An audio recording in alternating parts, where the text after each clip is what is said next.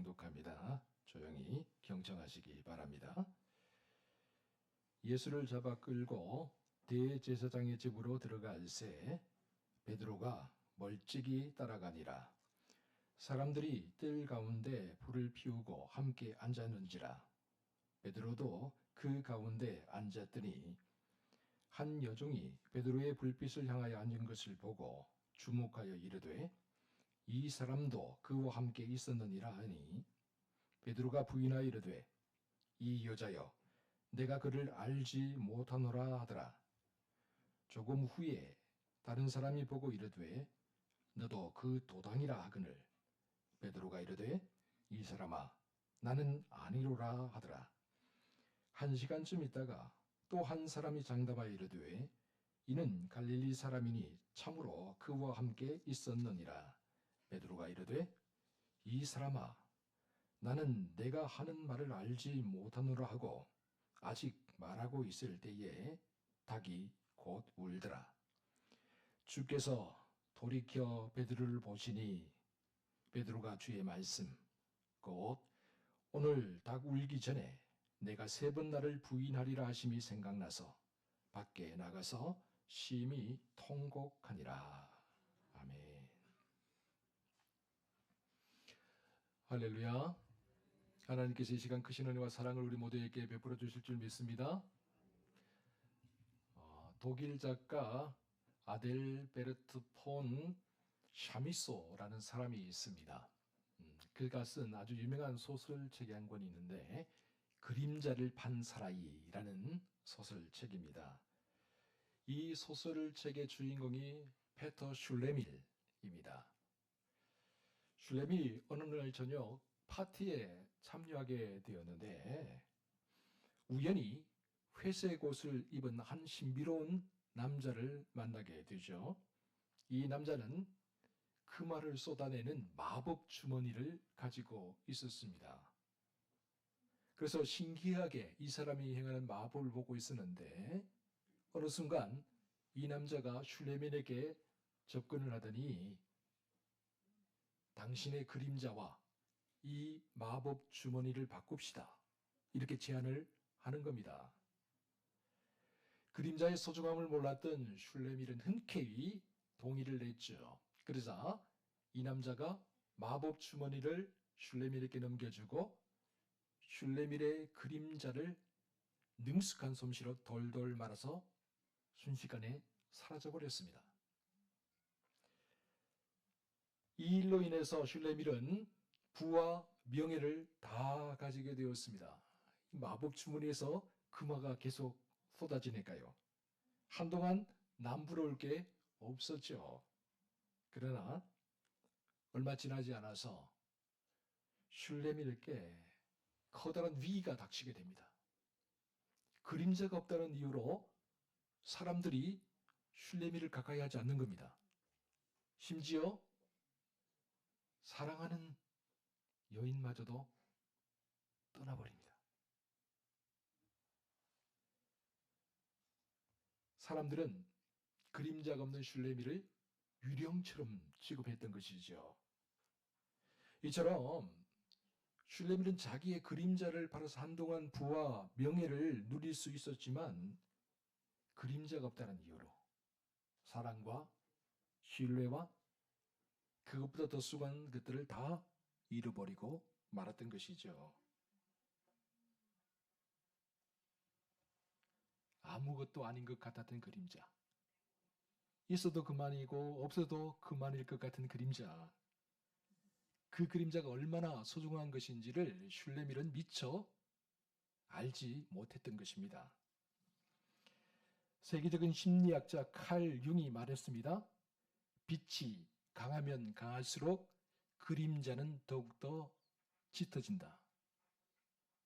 여러분, 그림자는 우리가 감추고 싶어 하는 것들이죠.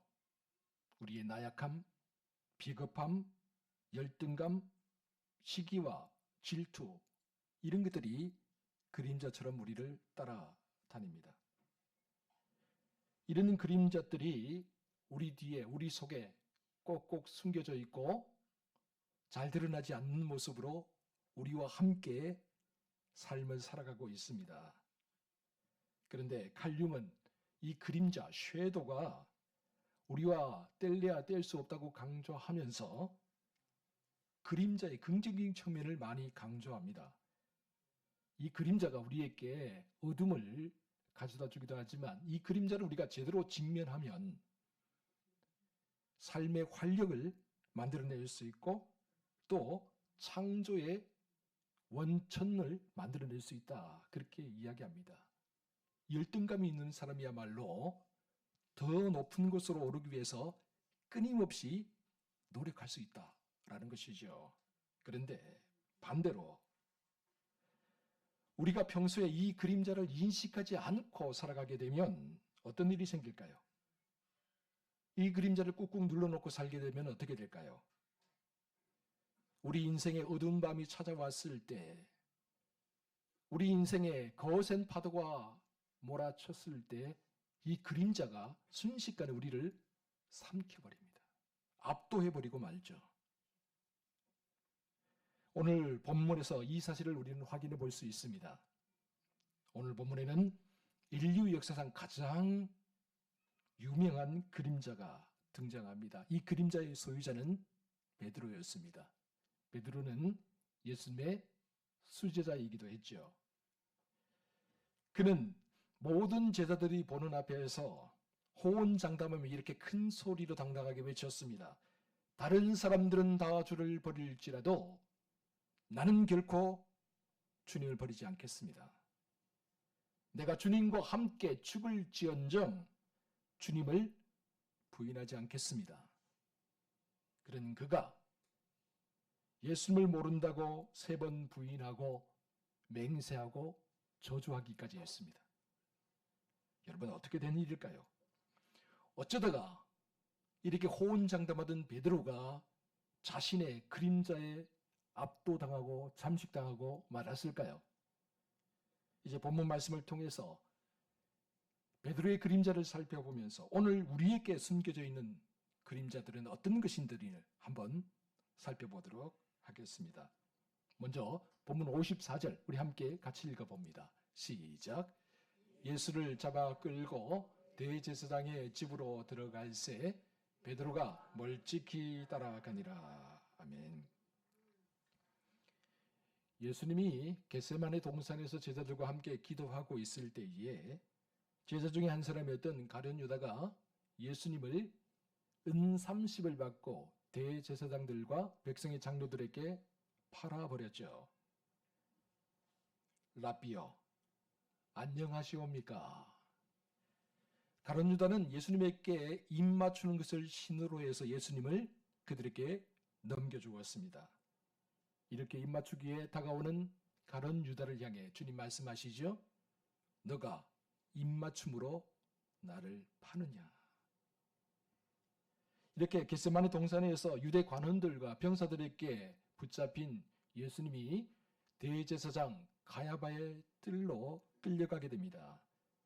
그러자 제자들은 자기 목숨 하나 살리겠다고 뿔뿔이 도망쳐버리고 맙니다. 그러나 주님이 걱정되었던 베드로는 유대 관원들의 뒤를 몰래 따라갑니다. 베드로는 주님을 이대로 그냥 보낼 수 없다라고 생각을 했던 겁니다. 여러분, 사랑입니다. 주님을 향해 놓을 수 없는 일말의 사랑이었습니다. 사랑했기 때문에 위험을 무릅쓰고 따라가는 것이죠. 저희 집 막내딸 예인이가 5살 때 어디 외출을 하고 저녁 늦게 집으로 돌아오던 길이었습니다. 횡단보도를 건너서 이제 집으로 골목길로 들어가려고 했는데 횡단보도에 가만히 서 있는데 달빛에 비친 그림자가 쭉 늘어서 있었습니다. 그러자 예인이가 저에게 물었습니다. 아빠 저게 뭐예요? 그림자라는 거야. 그런데 왜 그림자가 자꾸 우리를 따라와요? 5살 어린아이의 질문입니다. 제가 뭐라고 대답을 해야 할까 고민을 하다가 이렇게 대답을 했어요. 아, 그림자가 예인이를 따라오는 걸 보니까 그림자가 예인이를 좋아하나 보다. 아, 그렇구나. 그래서 엄마가 아빠 뒤를 저렇게 졸졸 따라다니는 거구나. 그렇게 이야기를 하며 집에 거의 다 도착했을 무렵이었습니다. 그때 문득 밤하늘을 바라보던 예인이가 빙긋 웃으며 이렇게 말하는 것이었습니다. 아빠, 아빠, 달님이 우리 집까지 따라왔어요. 달님이 나를 좋아하나 봐요. 여러분, 짐승도 자기를 좋아하는 주인의 뒤를 졸졸 따라다니죠. 아무리 주인이라도 학대를 하면 주인이 나타나면 짐승 다 숨어버립니다. 도망갑니다. 그러나 자기를 아끼고 사랑해주면 졸졸졸 따라다닙니다. 베드로 역시 마찬가지 아니었을까요? 일말의 사랑이었습니다. 멀찍이 주님의 뒤를 따라가는 베드로의 모습, 사랑이 아니라면 불가능했겠죠. 그래서 나름대로 위험을 쓰고 무릅쓰고 주님의 뒤를 따라갑니다. 그런데 본문 54절을 우리가 좀 더 자세하게 읽어볼 필요가 있습니다. 다시 한번 읽어볼까요? 시작. 예수를 잡아 끌고 대제사장의 집으로 들어갈새 베드로가 멀찍이 따라가니라. 여러분 어떻게 따라갔다고요? 멀찍이 따라갔다. 멀찍이. 성경은 베드로의 영적인 상태를 한마디로 정의를 하는데 멀찍이. 이 멀찍이라는 말은 단순히 물리적인 거리를 뜻하는 말이 아닙니다. 이 멀찍이라는 말은 영적인 온도 차이를 말하죠. 다시 말해서 이 말은 베드로 안에 있는 비겁함과 베드로 안에 있는 주님을 향한 사랑과 충성심, 이 사이에서 위태로운 줄타기를 하고 있다는 겁니다.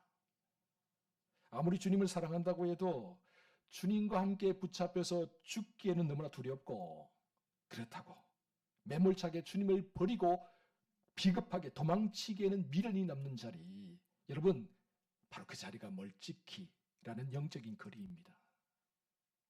그리고 이 멀찍이라는 말은 우리의 영적인 그림자도 한없이 늘어지게 만들어버리죠. 안개가 자욱하게 낀 바다에서는요, 아무리 베테랑이고 유능한 선장이라고 해도 함부로 배를 몰지 못한다고 합니다.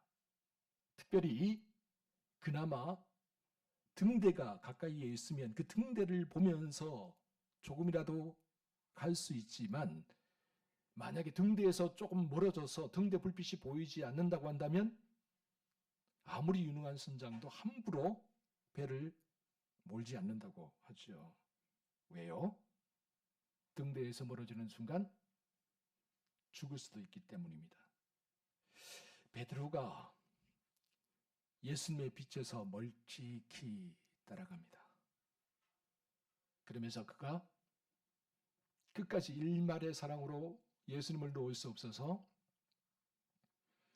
대제사장의 집의 뜰로 차가운 어둠 속으로 살며시 스며듭니다. 이처럼 우리 영혼도 주님으로부터 멀어지게 되면 자기 보호, 자기 방어라는 어두운 그림자 속으로 스며들게 되죠. 어떻게든 감추고 싶고, 어떻게든 멀리하고 싶은, 회피하고 싶은 그런 마음. 사랑하는 성도 여러분, 우리가 신앙생활하면서 혹시 주님을 멀찍이 따라가고 있는 것은 아닙니까? 주일날 예배당에 와서 예배를 드릴 때는 그래도 주님을 좀 가까이 하는 것 같은데, 월요일부터 세상으로, 직장으로 나가면, 아니, 예배를 마치고 예배당을 나가자마자 어느새 주님으로부터 멀찍이 멀어지고 있는 것은 아닙니까? 그러다가 거센 시련의 파도와 넘을 수 없는 절망의 벽을 만나게 되면 베드로처럼 멀찍이 주님과 거리를 두고서 교회와 주님의 주위를 맴맴 돌고 있는 것은 아닙니까? 여러분, 우리가 주님으로부터 멀어지면 멀어질수록 우리 안에 갈등과 고뇌는 점점 깊어진다는 사실을 기억하시기 바랍니다. 우리가 주님을 멀찍이 따라가면 따라갈수록 세상의 공포라는 그림자는 점점 더 커지게 되죠. 그리고 마침내 어느 순간 그 모든 것들이 우리를 압도해버립니다. 우리가 넘을 수 없는 벽을 만들어버립니다. 그러므로 그 어떤 순간에도 주님을 가까이 하시기 바랍니다. 주님으로부터 멀어지면 안 됩니다. 주님으로부터 멀찍이 떨어지면 안 됩니다. 아무리 거센 파도가 밀려오고 아무리 힘든 일이 고난이 우리의 삶에 닥친다 할지라도 여러분 주님을 가까이 하시기 바랍니다. 우리 주님은 주님을 가까이 하는 사람을 지켜주시고 보호해 주시며 또한 주님을 가까이 하는 사람들에게 복을 내려주시는 분임을 기억하시기 바랍니다. 다음으로 우리 본문 55절 말씀을 함께 읽어보겠습니다. 55절입니다. 시작. 사람들이 뜰 가운데 불을 피우고 함께 앉았는지라 베드로도 그 가운데에 앉았더니. 아멘. 멀찍이 주님의 뒤를 따라가던 베드로, 그 베드로가 대제사장 가야바의 뜰에 살며시 스며들었습니다. 그리고 주님을 죽이려 드는 원수들이 피워놓은 그 불가로 나아갑니다. 주님을 붙잡아온 사람들입니다. 주님을 죽이기 위해 모의하고 신문하는 사람들입니다. 그 사람들이 피워놓은 불가로 슬며시 다가갑니다. 아마 그의 몸은 좀 따뜻해졌겠죠. 그러나 그의 영혼은 점점 얼어붙고 있었을 겁니다. 불안과 초조함. 그런데 한 여종이 베드로가 불빛을 향하여 앉은 것을 주목하여 보고 이렇게 말을 합니다. 너도 예수와 함께 있던 자가 아니냐? 깜짝 놀란 베드로가 말하죠. 이 여자여, 지금 무슨 말을 하는 것인가? 나는 그를 알지 못한다. 베드로의 입술에서 툭 갑자기 튀어나온 말. 나는 그를 알지 못한다. 나는 예수를 알지 못한다. 가야바의 뜰에서 불빛에 흔들리며 길게 늘어선 베드로의 그림자는 이제 베드로 자신의 것이 아니라 낯선 괴물 형상을 하고 있었습니다.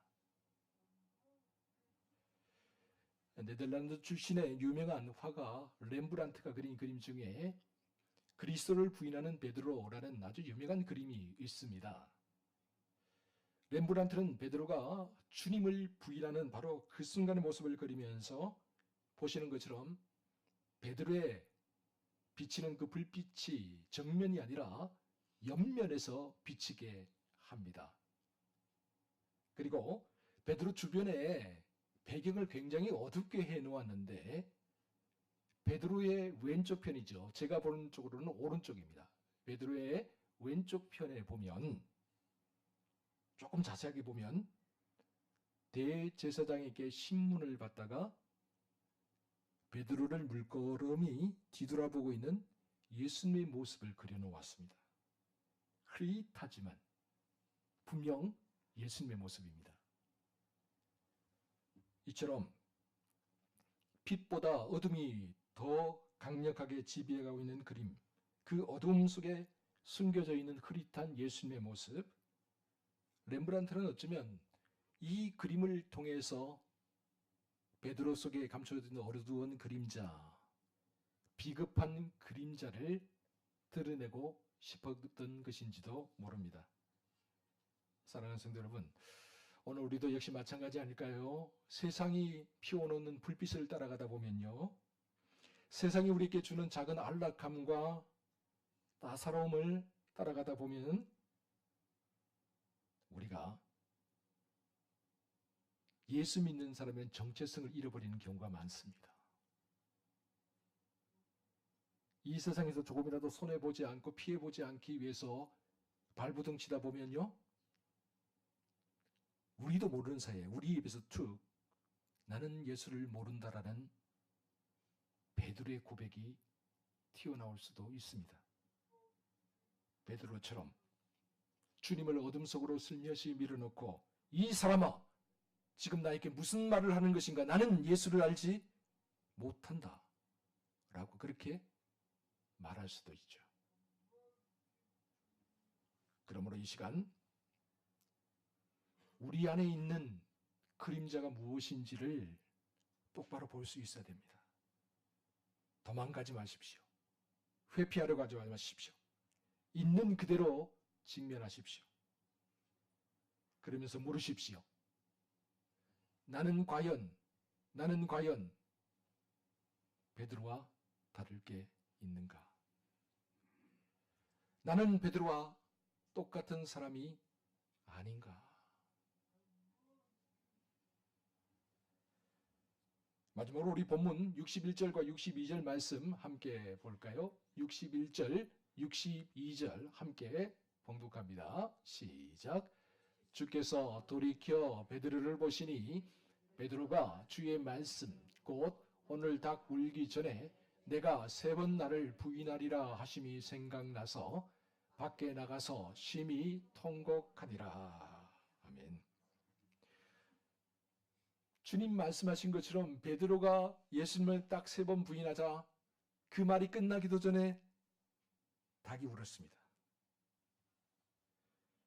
결정적인 순간이 다가왔죠. 그 결정적인 순간에 주님이 베드로를 돌이켜 보셨습니다.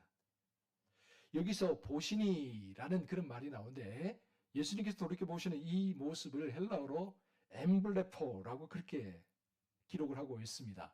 이 엠블레포라는 말은 우리가 단순히 사물을 그냥 바라보는 게 아니라 그 사물의 핵심 아니면 그 사람의 중심을 꿰뚫어보는 깊은 시선을 가리키는 말입니다.